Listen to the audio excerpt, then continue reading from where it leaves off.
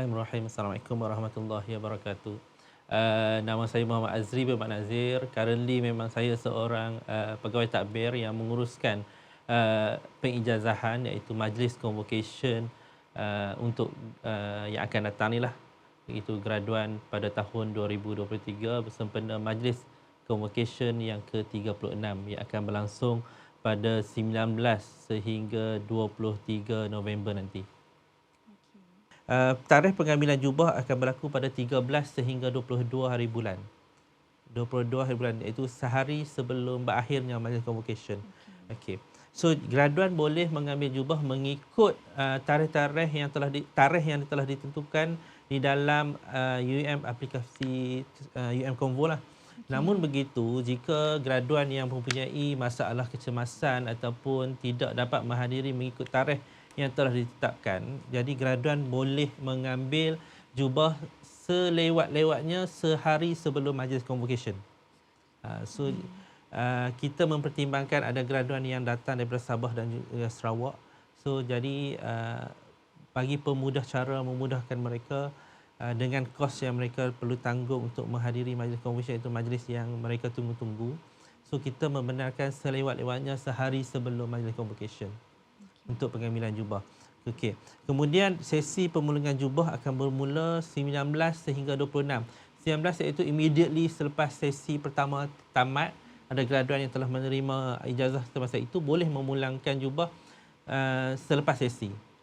Okay, kita akan buka bilik operasi bilik jubah akan bermula pada jam 9 pagi sehingga 6 petang. So sehabis kiranya graduan yang ingin memulangkan jubah secara cepat dan nak balik awal, so saya sarankan supaya terus selepas ambil gambar semua terus ke bilik jubah untuk pulangkan jubah, dan semasa pemulangan jubah tersebut juga pastikan anda mengambil ijazah dan transkrip.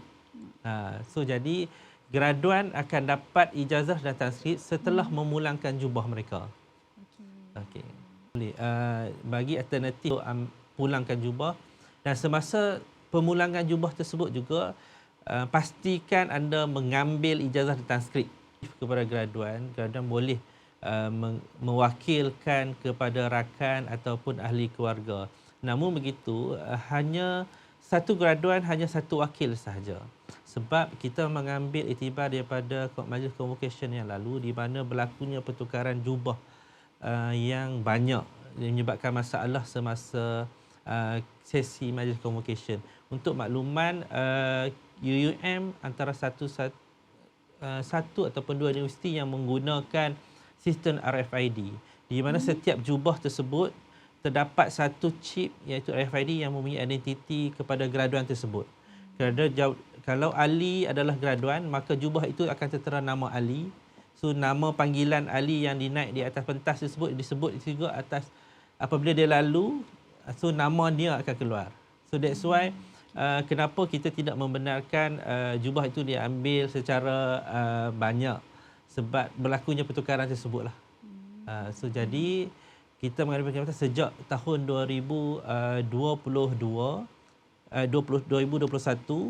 seorang graduan hanya dibenarkan mengambil mewakilkan kepada seorang wakil sahaja untuk mengambil jubah. Dan sebentar tadi untuk jumlah tetamu, berapa orang yang boleh, untuk siapa nak hadir pun tiada masalah. Cuma untuk masuk di dalam dewan, kita menghadkan bilangan tetamu atas kapasiti jumlah dewan. Jadi untuk sesi yang pertama akan melibatkan 5 orang sejumlah tetamu, dan the rest sesi kedua hingga sesi ke-9 itu sesi terakhir adalah dua orang sahaja. Okey.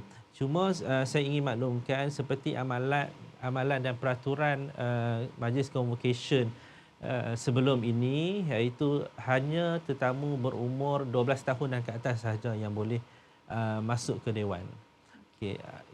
Selain pada itu, pihak universiti juga telah menyediakan kemah di kanan dan kiri dewan untuk para tetamu yang lain, waris-waris atau ahli keluarga yang lain, untuk duduk bersama-sama menyaksikan majlis sidang sesi majlis convocation yang berlangsung. Dan kita juga telah akan diletakkan satu layar lah. Setiap kemah itu akan ada layar. Jadi akan nampak apa yang terjadi di dalam dewan, waris pun akan nampak dari luar dewan lah. sedikit peringatan mesra kepada para graduan supaya merujuk dan pertanyaan itu dilakukan pada tempat ya dan mereka orang yang betul. Okey. Sebab berbeza tahun majlis convocation besar kemungkinan berlakunya perubahan semasa itu. Jadi apa benda yang diaplikasikan semasa majlis convocation sebelum ini tidak sama yang akan berlaku pada tahun semasa. Jadi yang pertama mestilah ikut mengikuti rapat laman sosial laman web UUM, laman web Majlis Jabatan Hal Ehwal Akademik dan laman sosial rasmi Universiti Utara Malaysia. So di situ adalah info yang tepat. Kita telah menetapkan etika pakaian bagi graduan dan juga tetamu actually. Okey, so dia ada dua kategori lah, etika pakaian bagi graduan dan juga etika pakaian bagi tetamu yang hadir untuk masuk ke dewan. Okey. Untuk yang berada di luar dewan kita tiada masalah. Apa etika pakaian yang sopan dia datang kita tidak mengambil kira lah. So jadi yang nak masuk ke dewan saja yang perlu mematuhi etika pakaian yang kita telah tetapkan. Bagi graduan, untuk graduan lelaki, kita menetapkan bahawa hanya graduan perlu memakai long suit ataupun blazer berwarna gelap atau warna hitam lah. Long suit berwarna hitam termasuk kasut itu mesti berwarna gelap, iaitu kita sarankan ada warna hitam lah. So dia jelas. Jadi warna gelap. Tiada warna light blue ke light cocoa ke, tak ada. Jadi warna hitam jelas. Okey. Yang bagi graduan wanita ataupun graduan perempuan ini kita telah menetapkan bahawa perlu memakai baju kurung ataupun kalau yang non muslim ataupun ada juga kita yang memakai skirt. Skirt tersebut mestilah labuh, iaitu di bawah lutut. Dan memastikan bagi graduan wanita, yang ini yang saya ingin ingatkan, etika pakaian mengenai kasut. Kasut mestilah fully covered, mesti bertutup. Banyak yang berlaku pada majlis convocation, ada wanita ataupun perempuan yang memakai kasut yang half, yang tidak fully covered, di depan saja, di belakang saja ada setengah, di depan nampaknya jari-jari kaki. You have to make sure that must be fully covered. Okay.